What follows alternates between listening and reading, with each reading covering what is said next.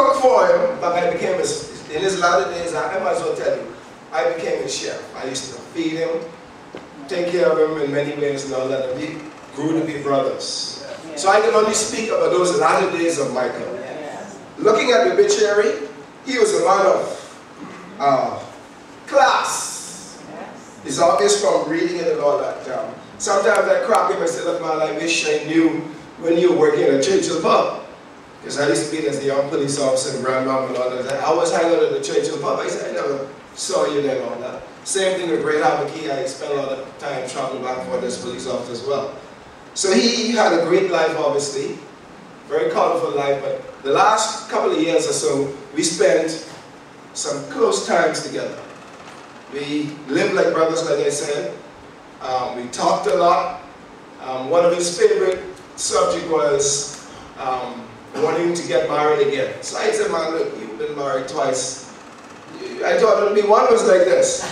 You won't, you know. And the thing that disappointed me, I'll be honest about it, the thing that disappointed me a bit, I'm trying to establish a little business here and all that. And I made a promise to him because he said, look, that means so much to him because he wants to get married. And that will be a great help to him if he worked with me. And I was looking forward to it with him. So I was very disappointed when he decided to go and leave me just like that. Another thought came to my mind. I said, look, one of my other close buddies was my nephew, Hubert, the Mohegan. He just, every time I leave the island, somebody go. And after this time, well, Michael gone. I hope to say a trend. I think I need to say that. And I ain't leaving them all. Alright? But anyway, Michael was like a brother, adopted son in the family. My mother loved him to death, took good care of him. We worked, I, Pastor Levi, Amos, Michael, and our whole family trying to develop out there. And we spent some good days together communing and all that. And he never, the first man in this church for Bible studies and all that was Michael. He took him a little while to get around, you know, many times I tease him, say, boy, you're driving my truck, I hope you can get in the truck and get out, you know. But he was like that, he did his best. He walked, take his own time to get in all of it. He was in the prayer meeting, he was in the church, he was in the family gathering and all that, and he was, in his latter days, he became a man of God. And I am sort of disappointed that more people didn't turn out like this because everybody knew him. He touched the lives of just about everybody in Exobi came in contact with. Pleasant, sweet person to be around, always joking and laughing. And despite his infirmities, he loved life and he lived it truly. He never complained about nothing working around him and all that. He was always taking it at one day at a time. And I learned a lot from him like that. But I wouldn't stay much longer, only to say that I'm going to miss him as a brother, as my own brother. And I'm sure that wherever he is now, he is resting in peace. Amen.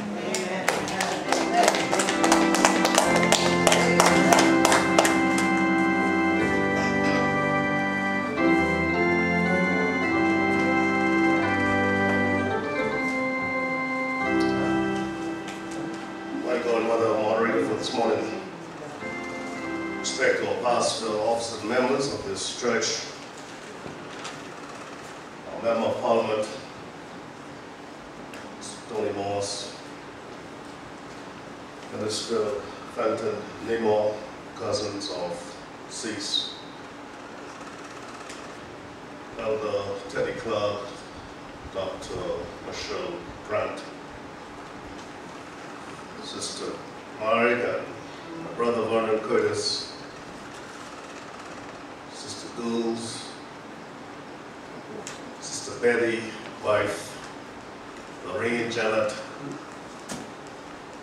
and sisters. To you, congregation, good morning. Good morning. I say good morning. Good morning. It is good when we can come in a sitting like this that I can honestly testify and say, oh, how good and pleasant it is when brethren can dwell together. This brother has demonstrated that this church as a true brother. I'm not here to speak of what glorified the people, but what I personally know as a member of this small congregation.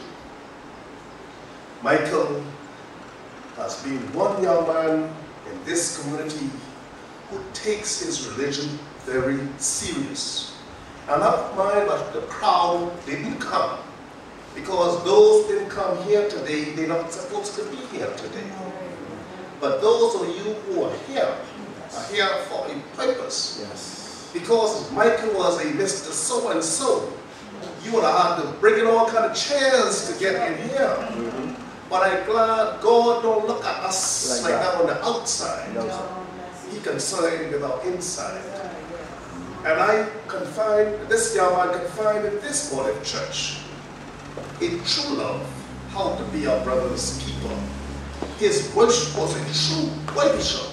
He comes to this church when he can't even get here. That's right. He fights right. He begs, he said, please pick me up. My brothers and sisters, I only wish we had more young people out there who hunger for the word, like Michael. Yes, I was not there at his service in Nassau on Wednesday, but this is his remain, which is memorial means we memorize of him. We bring back reflection of what Michael has been in Exuma. And from our return in 2002, I found him to be a true brother, a true worshiper. He didn't just come here because he could have come to this church. And Lorraine, you and Janet, I say thank you all for a true relationship as a brother. When I visited him on Wednesday past, before I left to go to Nassau, Lorraine was right there. I didn't know that she knew I was there with him. But I went to make sure that before I leave to go to Nassau, Michael was all right. And that made me feel so good. That we didn't just talk love.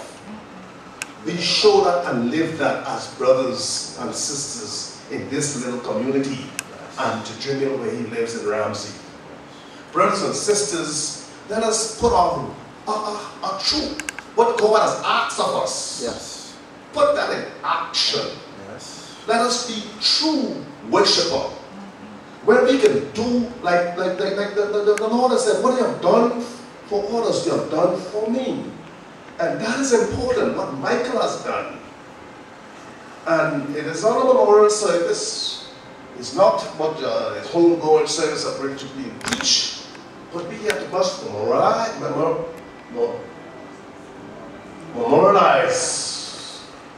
what the true brothers have been. And sister, you mean the wife, I don't care what they talk about, 5 seconds, it'll make a difference to me. You mean his wife, Sister Betty. Good that you hear from far where you live now to share this last few moments with us. And your sister, it's so good to have you both here.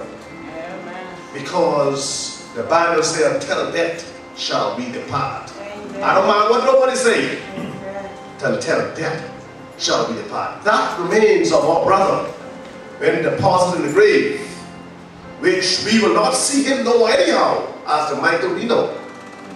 But there's a better place where we will meet him. May the soul of our brother Michael and all of those that have gone before, may he, Michael, rest in peace. Amen. Amen.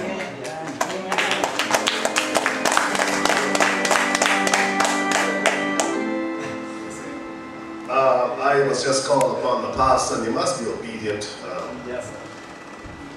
But he would like for me to recognize, I don't know who I've left out so far. Formally recognized. But it's in a more formal setting, I suppose. This morning at this memorial service, we truly appreciate the presence of our minister, Honorable Fenton Nemore. Just wave your hand, sir. Yeah. Good to have you in the house today. He came in yesterday on government official business. And the Nemore might be just what you may say, but he is that Nixon and Bowes related family. So he is a part of this bereaved family today. Yes. he was not able to attend the service, he said, on Wednesday, so he would not let today miss for this memorial service before he is remained deposit. We also have in our midst a member of Parliament for the Exuma the Keys, Brother Anthony Morse. Just wave your hand, sir. Deacon Anthony Morse. Would you just, you don't need to, because there's plenty more. We have in the house our former member of representing the local governor, chief councillor, Elder Teddy Clark, who has worked very close with Michael during his 3 years in the office. And I'm so pleased that you are here today. It shows that you are a true leader. The other representative who's supposed to be here, who should be here, we don't know why he's not here. But whether Michael had voted for him or not, the fact that he's our representative. Yes. But nevertheless, he should have been here. And I don't care how you look at it, if you call yourself to serve, you should serve with distinction. But I can't say nothing more why he's not here, but nevertheless, let's leave that alone. Dr. Grant, you have been very instrumental in helping Michael through whatever you can in your office, ma'am. It's so good that you're here today, Dr. Grant, Michelle Grant. And hold your applause. Pat, I hope you're not, you focus, yes. That is the husband of Reverend Yola Aubrey, who gave up prayer, and also a member who visited. He's a member of the Anglican faith, but because his wife are part of us, he's always here with us. It's good to have you again, Pat, in our midst. And part of Papa George, who also is a member of this church, but is not a frequent visitor like he should.